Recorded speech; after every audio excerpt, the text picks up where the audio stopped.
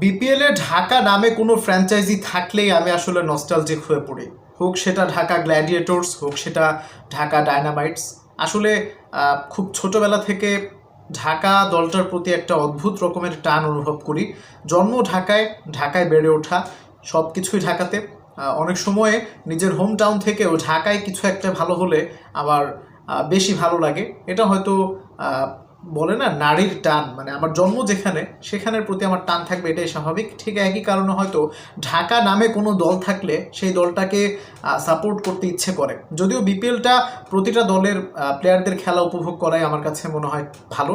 কোনো একটা দলকে এককভাবে সাপোর্ট করার পক্ষে আমি আসলে না, এটা আমার পারসেপশন। এনিওয়েজ, ঢাকা ক্যাপিটালস নামে এবার যে দলটা খেলবে, এই দলের ওপেনিং ডুয়োটা খুবই অসাধারণ হয়েছে। আমাদের লোকাল প্লেয়ার সাইফ হাসান তো আছেনই, এবং তারা রিসেন্টলি সাইন করেছে অ্যালেক্স হেলসক্যাপ। দুইজনই গত বছর রংপুর রাইডার্সের হয়ে খেলেছিলেন।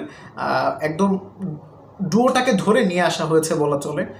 এনিওয়েজ, এই ওপেনিং ডুয়োটা আপনাদের কেমন লেগেছে সেটা অবশ্যই কমেন্ট করবেন। আমার কাছে বেশ চমৎকার মনে হচ্ছে।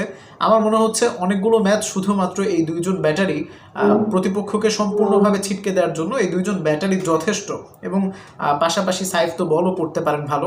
এনিওয়েজ, তিনি এখন দেখলাম যে আবুধাবি টি10 লিগে উদুম কেলানি খেয়েছেন বল হাতে।